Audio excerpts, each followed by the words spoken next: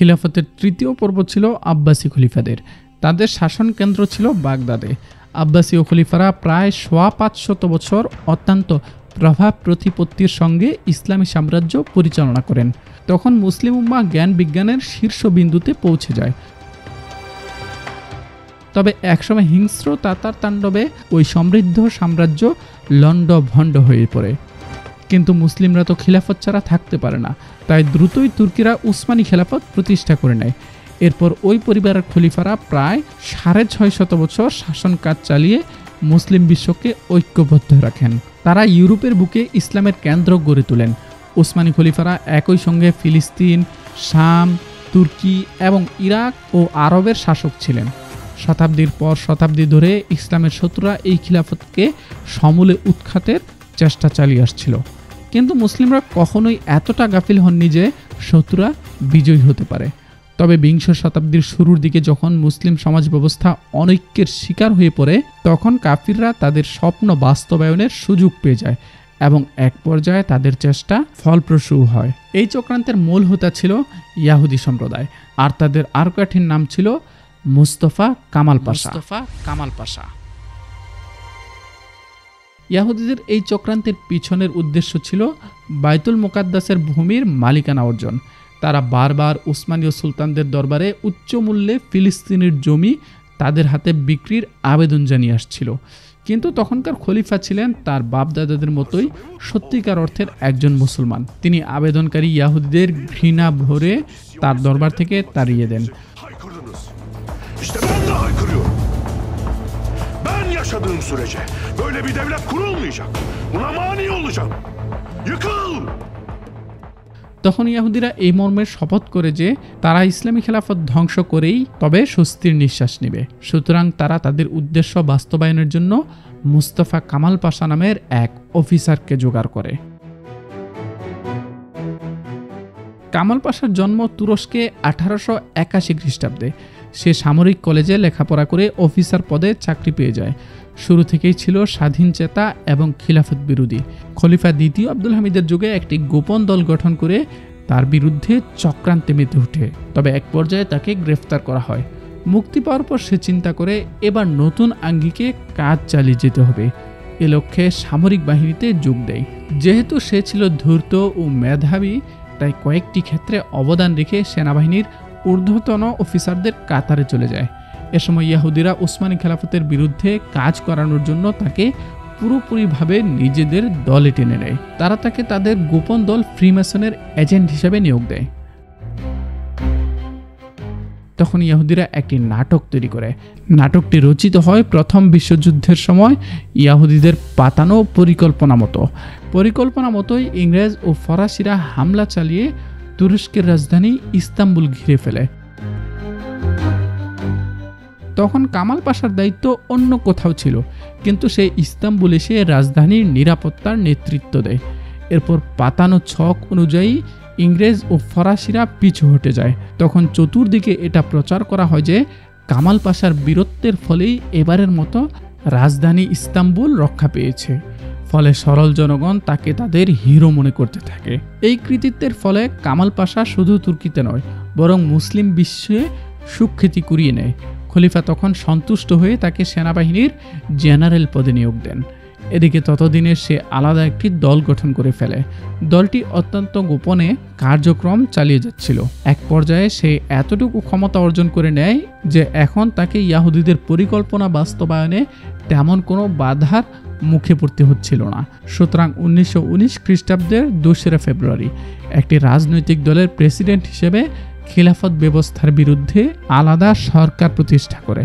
সে তখন তুর্কি জাতি ও অন্যান্য রাষ্ট্রগুলিকে একথা বলে আশ্বস্ত করে যে খলিফা যেহেতু শাসন ক্ষমতা পরিচালনায় ব্যর্থ হয়েছেন, তাই বাধ্য হয়েই তাকে এই ভূমিকা পালন করতে হয়েছে। বিশ্বের মুসলিমরা তা নীরবে হজম করে। তারা তখনও মনে করছিল কামাল পাশা একজন দেশপ্রেমিক নেতা, সে একান্ত বাধ্য হয়েই এমনটি করেছে। তখন তুর্কিতে খলিফার শাসন ছিল কেবল ইস্তাম্বুলে। এছাড়া পুরো তুর্কির শাসন ক্ষমতা ছিল কামালের হাতে। কয়েক বছর পর যখন তার শাসন মজবুত হয়ে ওঠে, তখন ইস্তাম্বুলে নামকাওস্তে থাকা খিলাফতের শেষ চিহ্নটুকু সে মিটিয়ে দেয়। ফলে খলিফা ওয়াহিদুদ্দিন 1922 খ্রিস্টাব্দের 4 নভেম্বর রাজধানী ইস্তাম্বুল ছাড়তে বাধ্য হন। তবে বিশ্বের মুসলিমদের শান্ত রাখতে সে আব্দুল হামিদ নামের এক শাহজাদাকে খলিফা পদে বসানোর ঘোষণা দেয়। কিন্তু তখন খিলাফত হয়ে পড়েছিল প্রশাসনের একটি অলঙ্কার মাত্র। এত কিছুর পরেও যখন সে মুসলিম বিশ্বকে নীরব থাকতে দেখে তখন তার সাহস আরও বেড়ে যায় এবং শেষ পর্যন্ত 1924 খ্রিস্টাব্দের 3রা মার্চ তুর্কি থেকে খিলাফত ব্যবস্থার বিলুপ্তি ঘোষণা দেয়। খলিফা আব্দুল হামিদকে জোরপূর্বক খিলাফতের আসন থেকে টেনে নামায়। এভাবেই উম্মাহ আরেকবার খিলাফত ব্যবস্থা থেকে বঞ্চিত হয়ে পড়ে। কামাল পাশা এখন সম্পূর্ণ স্বাধীন। এই পর্যায়ে আস্তিনের এই সাপ ইসলামের উপর প্রবল আক্রোশে ছোবল মারতে থাকে। সে খোলামেলায় তার কুফরি প্রকাশ করতে থাকে।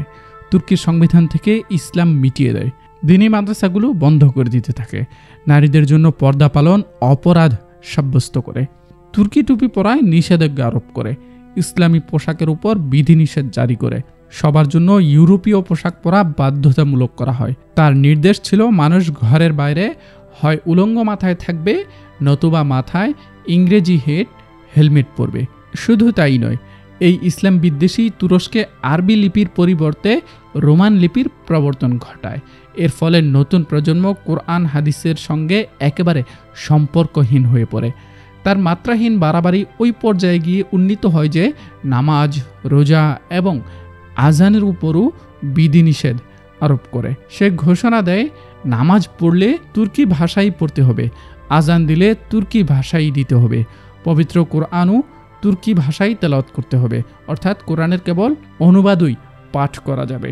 এভাবে যে ভূখণ্ড সুদীর্ঘ 650 বছর দিনের দুর্গ হিসেবে পরিচিতি পেয়ে এসেছিল, যেখানকার অধিবাসীরা ছিল ইসলামের অতন্দ্র প্রহরী, সেখানে ধর্মদ্রোহিতার তুফান বয়ে যেতে থাকে।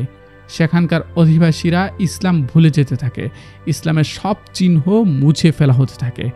এভাবে একসময় ইসলামের সেই কেন্দ্র পুরোপুরি পাশ্চাত্যের রঙে রঙিন হয়ে ওঠে। এই ছিল তুরস্কের উপর ইয়াহুদিদের নেওয়া ভয়ঙ্কর প্রতিশোধ। আর এই প্রতিশোধ নিতে গিয়ে কামালকে ব্যবহার করা হয় এজেন্ট হিসেবে। একসময়ের বিশাল তুর্কি সালতানাত, যা ইরাক, শাম, ফিলিস্তিন ও আরব জুড়ে বিস্তৃত ছিল, তা সংকুচিত হয়ে বর্তমান সংকীর্ণ একটি ভূখণ্ডের রূপ ধারণ করে আছে। সব অঞ্চল ইংরেজরা তুর্কিদের কাছ থেকে ছিনিয়ে নিয়ে ছোট ছোট রাষ্ট্রের রূপ দিয়েছে। এসব হচ্ছে ইসলামের গাদ্দার মোস্তাফা কামাল পাশার কৃতিত্ব।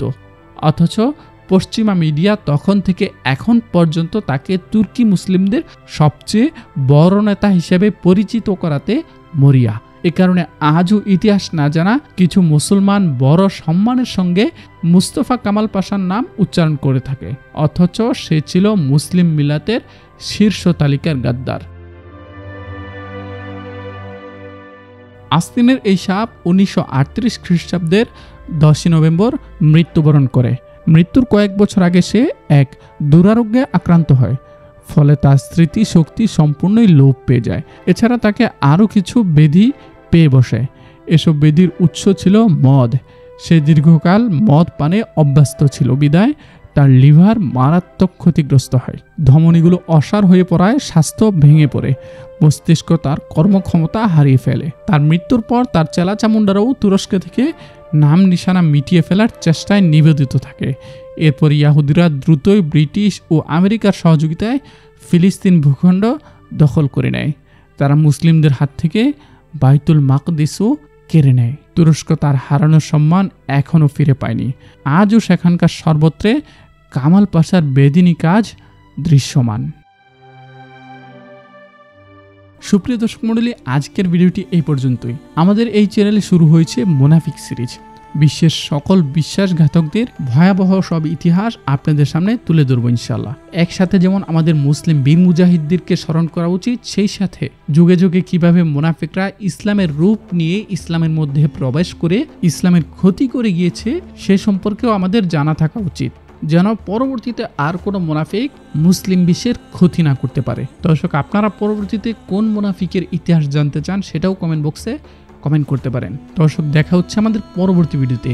আর হ্যাঁ, আমাদের এই চ্যানেলটি যেহেতু একটি নতুন চ্যানেল, সেহেতু আপনাদের প্রত্যেকের কাছে রিকোয়েস্ট থাকবে আমাদের চ্যানেলটিকে সাবস্ক্রাইব করে পাশের বেল আইকনটি বাজিয়ে দিবেন। আসসালামু আলাইকুম রহমতুল্লাহ।